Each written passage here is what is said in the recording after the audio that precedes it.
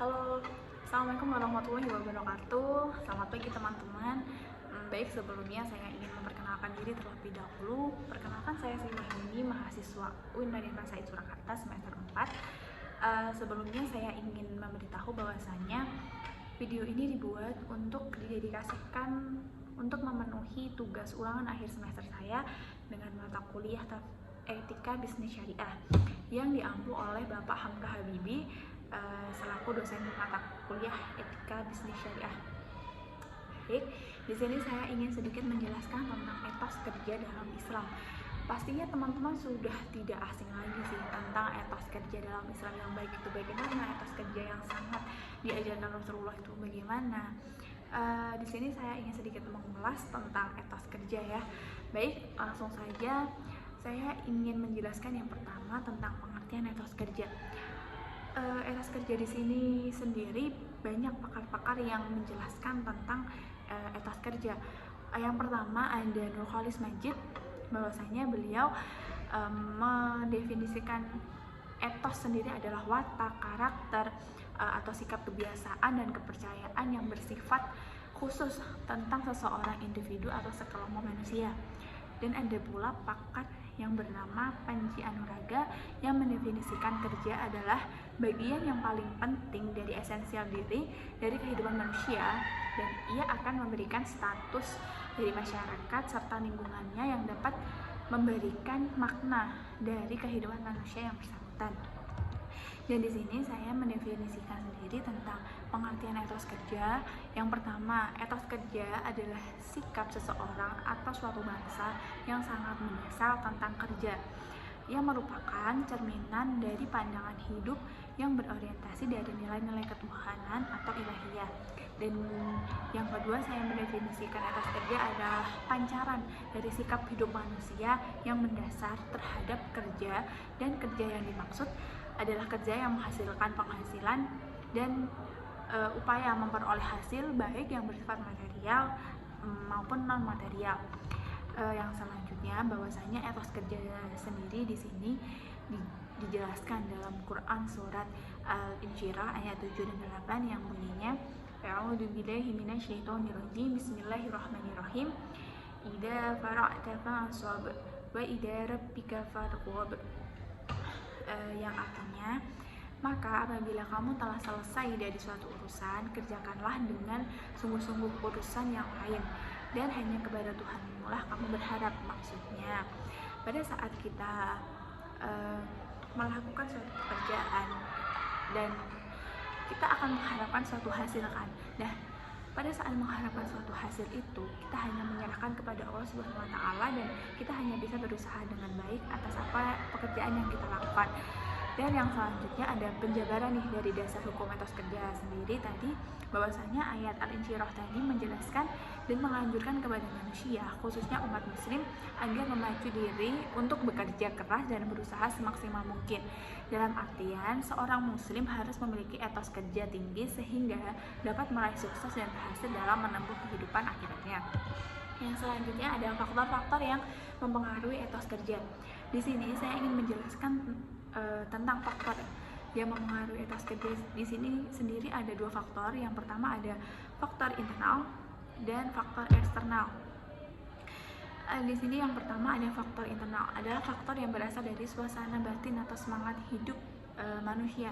Bahwasanya setiap manusia pasti punya cita-cita, dan dalam meraih cita-cita tersebut kita harus bekerja nih. Dan dalam pekerjaan yang kita lakukan untuk meraih cita-cita tersebut, alangkah baiknya kita melakukan pekerjaan yang barokah, pekerjaan yang dicontohkan oleh Rasulullah SAW, pekerjaan yang baik, pekerjaan yang jujur dan bertanggung jawab. Dan yang kedua ada faktor eksternal. Faktor eksternal sendiri di sini adalah faktor yang mengaruh datangnya itu dari luar diri manusia, yakni faktor lingkungan, baik lingkungan rumah tangga maupun lingkungan kerja.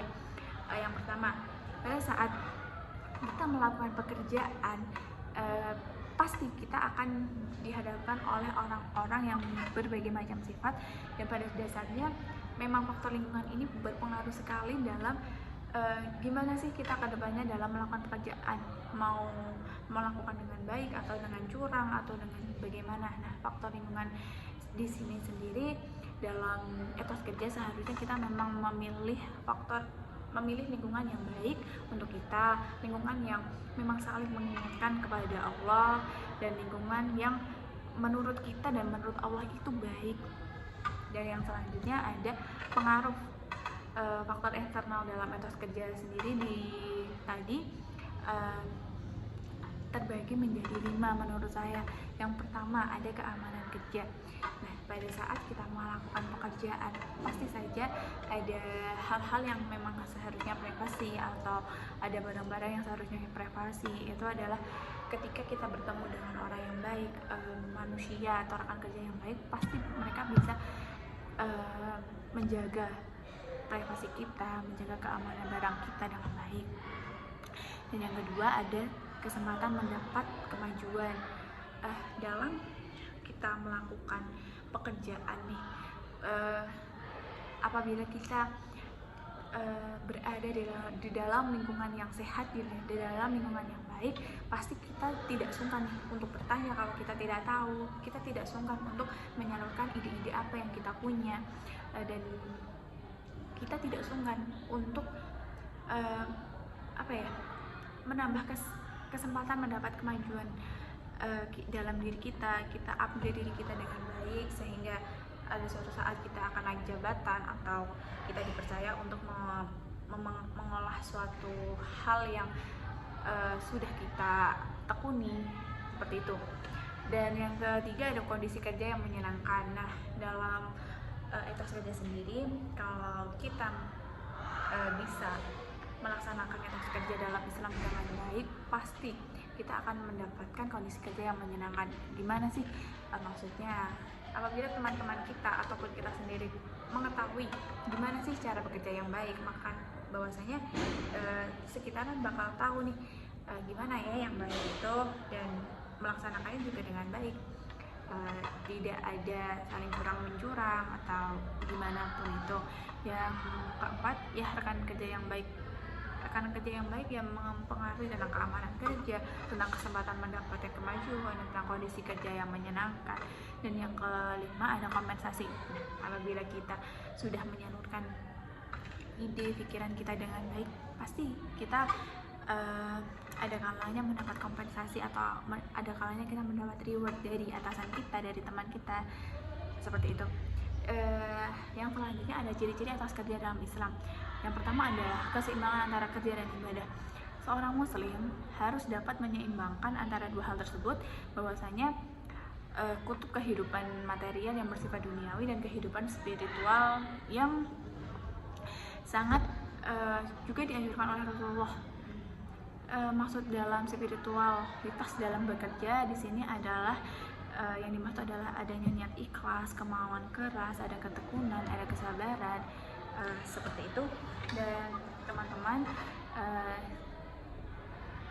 ada kesimpulan dari saya bahwasanya kita sebagai muslimah yang baik, alangkah baiknya kita memang harus menjalankan pekerjaan kita dengan baik, menjalankan pekerjaan kita dengan sesuai yang dianjurkan oleh Rasulullah, sesuai yang dianjurkan oleh Al-Quran dan hadis dari Allah Subhanahu wa Ta'ala.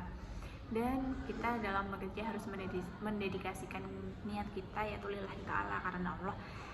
Baik teman-teman, sekian sedikit penjelasan etos kerja dari saya. Bila ada salahnya saya mohon maaf. Wabillahi taufiq wal hidayah. Wassalamualaikum warahmatullahi wabarakatuh. Waalaikumsalam.